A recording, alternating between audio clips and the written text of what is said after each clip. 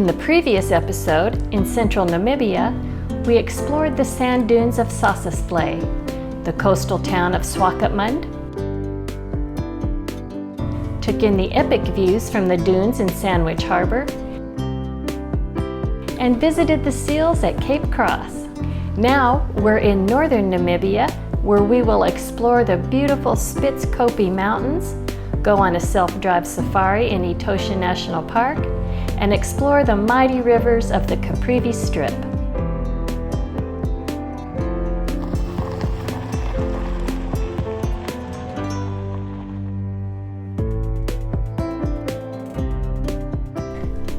The Spitzkoppe, German for pointed dome, is a group of bald granite peaks that rise dramatically from the Namib Desert here in Namibia. The granite that forms these peaks is over 120 million years old. The highest peak rises over 1,700 meters, or over 5,600 feet above sea level. Little Spitzkoppe rises over 1,500 meters, or 5,100 feet above sea level.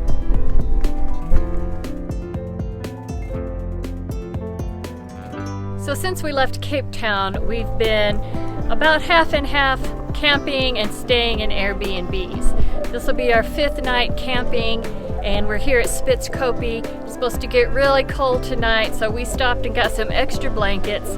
So I'll tell you tomorrow morning how it went. So normally we buy a bag of firewood for our campfire, and we did today, but this bag was mostly one giant piece of wood, and we're really gonna have to work to get this going tonight. That evening, we enjoyed the most amazing sunset, silhouetted by the Spitzkoppe.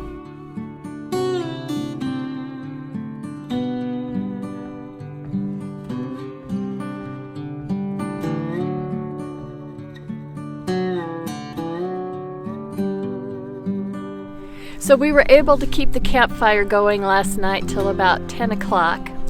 And then we crawled in our tents, and I actually stayed pretty warm all night. And we got up this morning, and the Spitzkoppe is surrounded in clouds. It's beautiful to look at, but we were wanting some sun to come out and shine on it.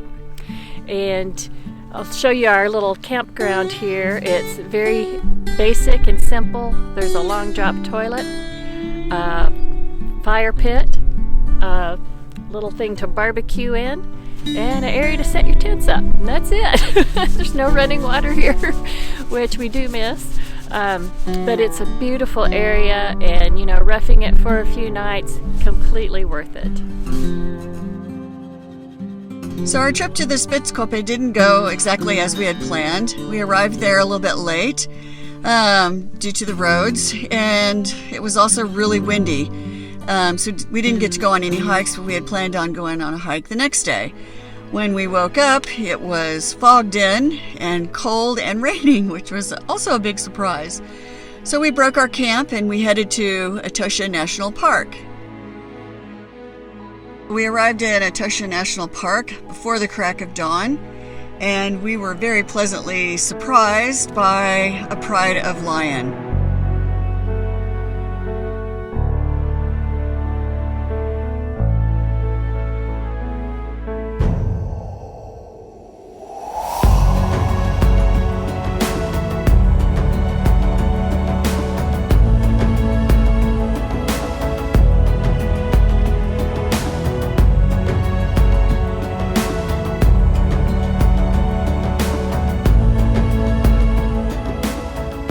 So we had a great day of game viewing. Aside from the pride of lions, we saw lots of springbok.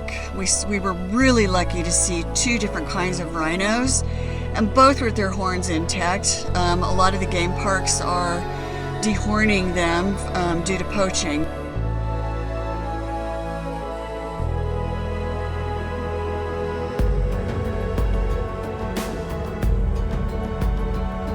We spent 2 full days in Etosha, from sunrise to sunset.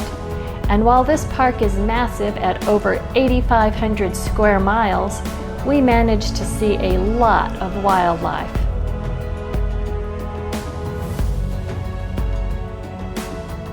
The word Etosha literally translates as Great White Place, in reference to the massive salt pan that covers a large section of the park.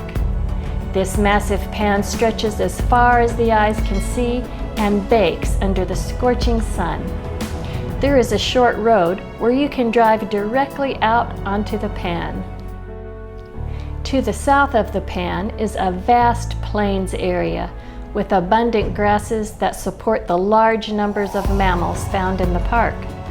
The park is also home to a vast forest and beautiful acacia trees with their long thorns and stunning yellow blossoms that appear this time of year. Amazingly, giraffe are able to feed on these trees despite their long thorns. Nothing beats a good day of game viewing. Being out in the bush among all this wildlife is truly inspiring, and an encounter with elephants is breathtaking. I could watch them all day long. We were very lucky to come across this herd near the pan, close to the end of our time in the park.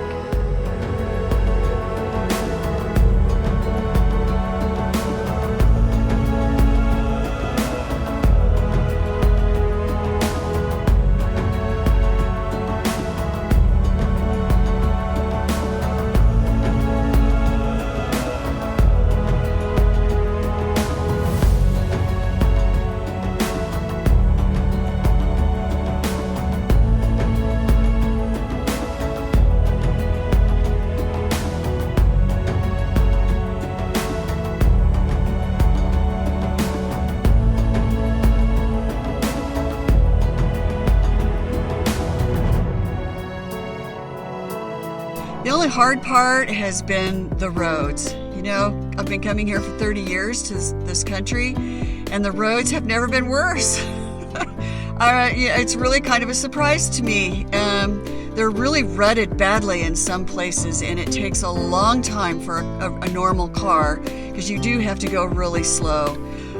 Sometimes deep sand, but the ruts in the road are the worst. There are a few more paved roads than were here before, but still the majority of the roads, even in the game park, are really in a shocking state. And I can only think that it's due to more traffic, more people coming to the country as tourists, and they just haven't had time to grade the roads.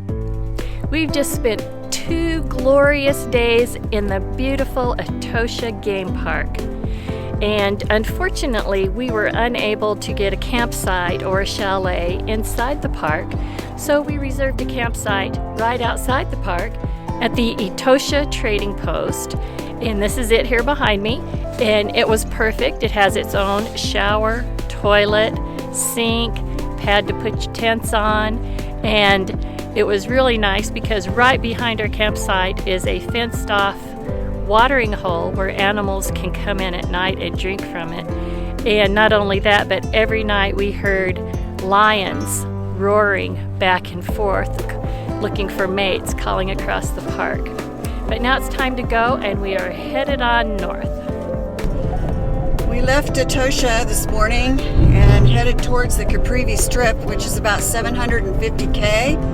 Thankfully, the roads are all tarred, so it's been much easier driving for me. The Caprivi Strip is a little different to the rest of Namibia because of the climate. Is more tropical and borders Angola, Botswana, Zimbabwe, and Zambia. It's a beautiful part of Namibia. We're really looking forward to going on a boat ride and seeing some animals while we're there. Sorry, just watching my back here, standing on the banks of the Kwando River, and there are hippos here. We have to be careful. We had a sign in our room last night, and hippos kill a lot more people in Africa than you'd think. After a long day's drive yesterday, almost 8 hours, we are staying in Duvundu, and this is the Duvundu Guest Lodge. When we first drove up, we saw a sign on a dilapidated building. We all got a bit of a fright, but this place is actually really, really lovely. And breakfast included, which is also a nice plus. And we're right on the banks of the river. It's beautiful. So the Kwando River flows into the Linyati, and which is the base of the Okavango Delta in Botswana, which I'm sure a lot of people have seen on TV. It's absolutely beautiful.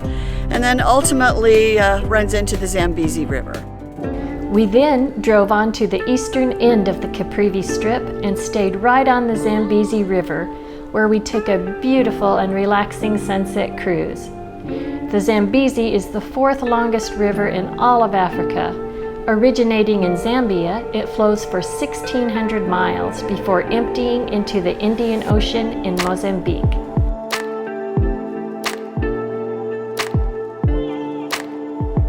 This was a perfect end to our time in Namibia. Cruising down the Zambezi, the vast desert landscapes of the Namib seemed a million miles away.